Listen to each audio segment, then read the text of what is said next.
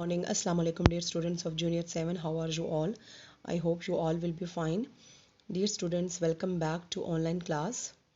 You are requested to open your textbook and open the page 19. On page 19, you have your second unit, Black Beauty. Today we are going to read with translation Black Beauty. Before starting reading with translation, let me tell you about the story. Basically, Black Beauty is a novel written by Anna Sewell which was published in 1877.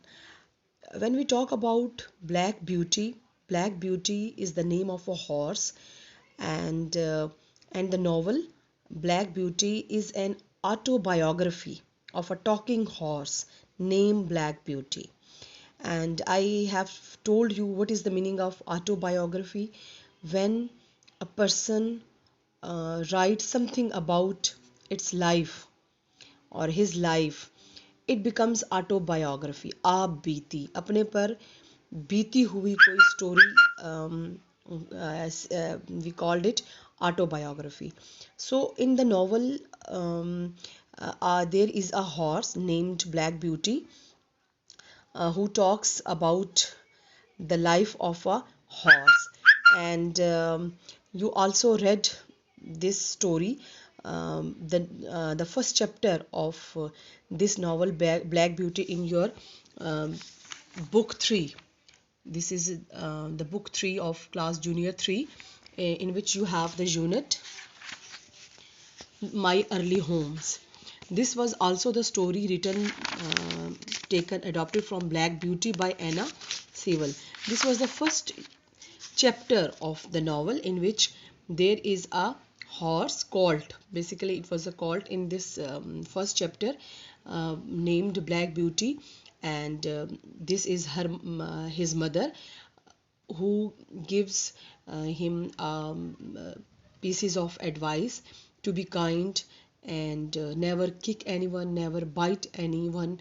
So she advises him to be kind to other animals. So this is also another chapter, or you can say that this is an extract taken from the novel Black Beauty. So when we talk about the story or moral lesson, first I'm going to tell you about the story. Basically, this story tells us about the life and adventures of the Black Beauty. His mother, named Duchess, gives him a lot of pieces of advices to be kind, gentle to other animals, and never bite or kick anyone. Basically, here horse represents the English gentleman, that you have to treat other animals with love and care.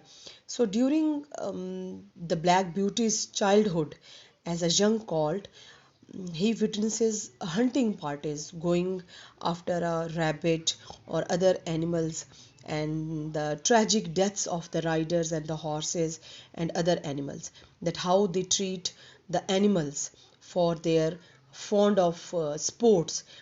In Victorian time, basically this novel was written in Victorian time, when there were a gentleman, English gentleman.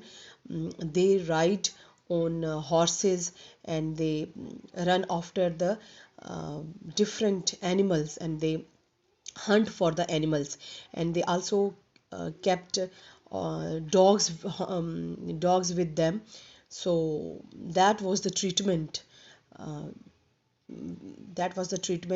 with the wild animals. So basically this novel is about the treatment with the animals, that we should treat the animals with love and care, and not harshly. So then when we read the full novel, we can study that his farmer, Gray was the name of his trainer, and he trains him to carry rides on his back and pull carriages. So after that, when he was young, he was sold to different farmers. Some treats him kindly, and other treats him unkindly. So, in short, this story shows horse animal sufferings through their use by human beings. So, Anna makes the statement that animals need to be treated with care and not used or abused for the ends of others or the sake of sports. Now, let's start reading with translation. So, Black Beauty is the name of the horse. Keep your pencils in your hands so that you can write the meanings of the difficult words. This excerpt is taken from the novel.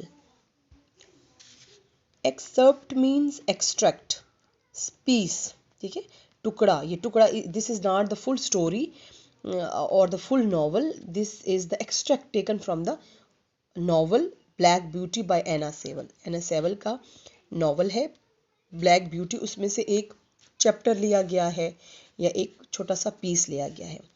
Excerpt means extract या piece या टुकड़ा. By Anna Sewell, 1820 to 78. This is the date of birth and this is the date of death of Anna Sewell. The story is about a horse.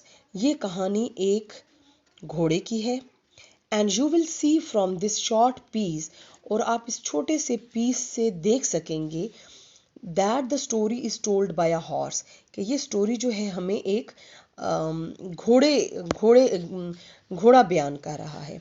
This particular passage, ये जो मखसूस खास, what is the meaning of particular, खास मखसूस passage, जो हमें ये passage दिया गया है, ठीक है, पैराग्राफ दिया गया है या चैप्टर दिया गया है, डील्स विद द क्वेश्चन, इस सवाल के साथ ये डील करता है, हमें बताता है, ये सवाल बयान करता है, ऑफ ब्लड स्पोर्ट, एक खूनी खेल का सवाल हमारे सामने रखता है, which is hunting wild animals, जो कि शिकारी जानवरों का, जो कि वाइल्ड जंगली जानवर हैं उनके शिकार के बारे में है.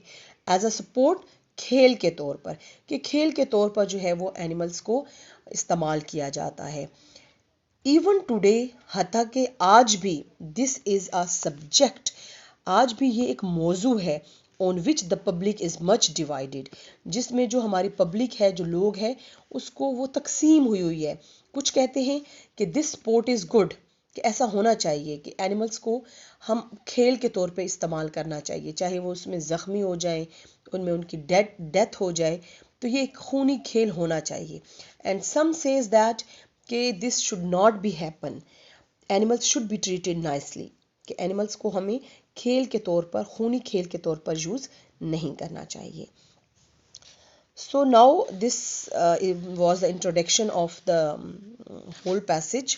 So now from here the horse is speaking to us. We said that this is an autobiography. ये एक autobiography है, एक घोड़े पर बीती हुई कहानी है. वो अपनी लाइफ का फुल जो एक्सपीरियंस है वो शेयर करता है. So there is a word I is used for the horse. Horse अपने लिए आई यूज कर रहा है. Basically the novel is written by Anna Sewell. Anna Sewell ने लिखा है, लेकिन उसमें मुखातिब कौन है हमसे? हॉर्स है. Before I was 2 years old, इससे पहले कि मैं 2 साल का हो जाता, अ सर्कमस्टेंस हैपेंड, ऐसे हालत वाकया हुई, ऐसे हालात पैदा हुए या वाकया हुए, विच आई हैव नेवर फॉरगॉटन, जो कि मैं कभी भी नहीं भुला सकता. It was early in the spring, ये बहार का शुरू ही था, बहार का आगाज था.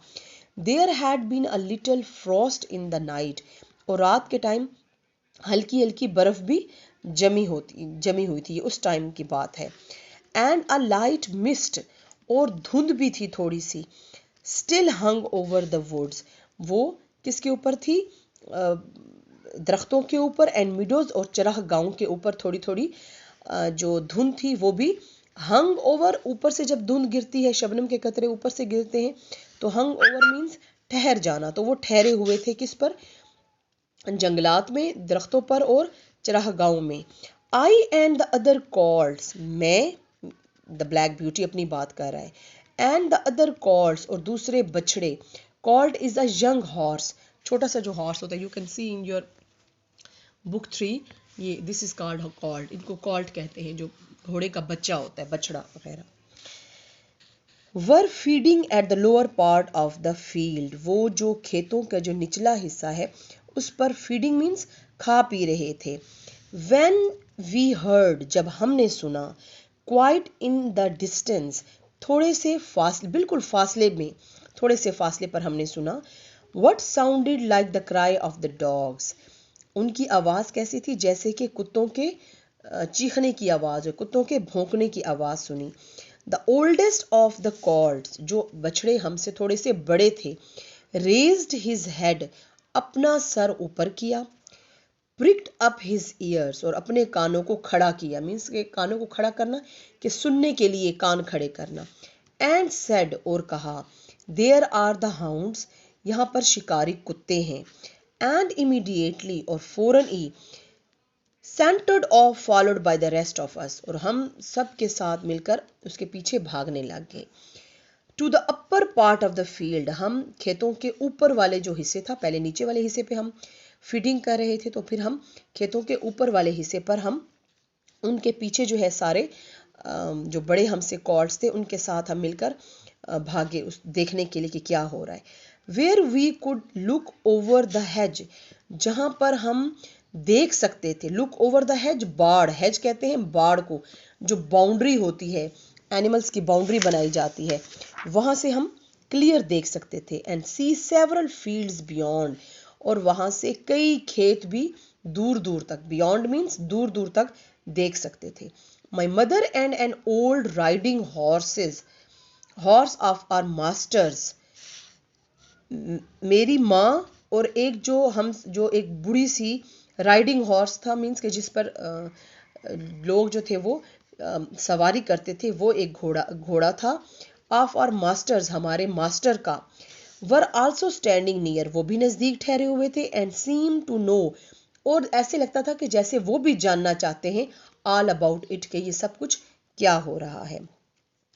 They have found a hare, उनको खरगोश मिल गया है। हेयर इज मीन्स रैबिट, खरगोश मिल गया है। सेड माई मदर, मेरी माँ ने कहा। And if they come this way, और अगर वो इस रास्ते से गुजरेंगे, we shall see the hunt, तो हम भी शिकार देख लेंगे। And soon the dogs were all tearing down the fields of the young wheat next to ours. और जल्द ही जो कुत्ते थे were tearing down the field. tearing down कहते हैं मसलना, ठीक है, मसलना या चीरना फाड़ना तो नहीं कहेंगे, मसलना या खराब करना। The fields of young wheat, खेतों को, क्यों, किसके खेतों को, यंग व्हीट, जो जवान गंदुम, मीन्स के अभी गंदुम का जो फसल थी वो पकी नहीं थी, ठीक है, उसको, नेक्स्ट टू आवर्स, जो हमारे सामने जो गंदुम अभी पकी नहीं थी, उसके खेतों को मसलते हुए या खराब करते हुए नजर आए। आई नेवर हर्ड, मैंने कभी नहीं सुना था, सच अ नॉइज, ऐसी आवाज, एज दे मेड, जैसे कि वो पैदा कर रहे थे। दे डिड नॉट बॉर्क, वो भौंक नहीं रहे थे, नॉर, ना ही, हाउल, चीख रहे थे, नॉर वाइन, और ना ही कराह रहे थे। बट केप्ट ऑन, लेकिन उनकी आवाज जारी थी। कैसी आवाज थी? यो यू ओ ऊ ऊ, यो यू ऊ, at the top of their voices, इस तरह की, ऊ ऊ यू यू, इस तरह की उनकी, at the top of their voices, ऊंची आवाज में, फुल आवाज में जो थे वो इस तरह की आवाजें निकाल रहे थे। After them came a number of man, अब पहले तो कुत्ते आगे भागे, जब कुत्ते वहां से गुजर गए तो उनके बाद, आफ्टर देम, उन कुत्तों के बाद, केम अ नंबर ऑफ मैन, बहुत सारे तादाद में आदमी थे, ऑन हॉर्स बैक, जो कि घोड़ों की बैक पर बैठे हुए थे।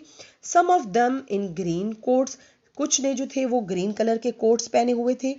All galloping as fast as they could, और वो इतनी तेजी से, gallop means the fastest pace of the horse, horse का इतना तेज दौड़ना कि you can see the 4 legs of the horse are in the air. ऐसे गैलप कहते हैं कि जब हॉर्स इतनी स्पीड में भाग रहा होता है कि उसकी जो चारों के चारों जो टांगे होती हैं वो हवा में होती हैं, ज़मीन पर उसका एक पाँव भी नहीं होता। तो गैलपिंग मीन्स जितनी तेज़ी से वो भाग सकते थे उतनी तेजी से जो थे वो उन कुत्तों के पीछे पीछे भाग रहे थे। द ओल्ड हॉर्स स्नॉटेड, अब उनमें से जो बड़े उम्र के जो घोड़े थे, स्नॉटेड वो खरखरा रहे थे, एंड लुक्ड ईगरली आफ्टर देम, और उनके पीछे जो थे, कुत्तों के पीछे जो थे वो ईगरली मीन्स बड़ी दिलचस्पी से देख रहे थे। एंड वी यंग कॉल्स, और हम जो जवान बछड़े थे, वांटेड हम भी चाहते थे, टू बी गैल्पिंग विद देम कि हम भी इनके साथ साथ गैलप करें। But they were soon away in the fields lower down, लेकिन वो बहुत जल्द ही अवे इन द फील्ड्स, खेतों में नीचे की तरफ गायब हो गए। हेयर, यहाँ, इट सीम्ड, ऐसे लगता,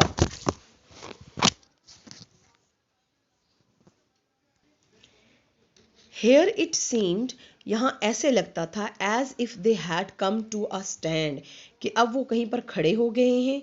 the dogs left off barking, और जो कुत्तों ने भौंकना बंद कर दिया था। And ran after every way with their noses to the ground, and ran, और भाग रहे थे, अबाउट एवरी वे, हर रास्ते पर, विद देयर नोजेस, अपनी नोज नाक को, टू द ग्राउंड, ग्राउंड पर डालते, मीन्स के वो अब ग्राउंड के ऊपर सूंघ रहे थे। तो जैसे आपको पता है ना कि डॉग जो है वो जब किसी चीज़ की तलाश में होता है तो वो ग्राउंड पे सूंघ रहा होता है, ज़मीन के ऊपर, कि कहाँ से हमारी शिकारी का जो सेंट होता है, उसकी खुशबू होती है, वो आ रही है। तो वो अब उन्होंने अब ग्राउंड पे सूंघना शुरू कर दिया था। They have lost the scent, अब उनसे जो वो खुशबू थी, जिस खरगोश के पीछे वो भाग रहे थे, उस खरगोश की जो खुशबू थी वो गायब हो चुकी थी। सेड द ओल्ड हॉर्स, एक बड़े हॉर्स ने कहा, परहैप्स, शायद, the hare will get off, कि शायद वो खरगोश जो है वो उनसे बच निकला है। वट हेयर, कौन सा खरगोश, आई सेड, मैंने कहा। So dear student, this is enough for today. You are requested to read with translation twice or thrice in a day. And if you have any query regarding the pronunciation or words meaning, you can send me the message in my box. Thank you. Allah Hafiz. Take care.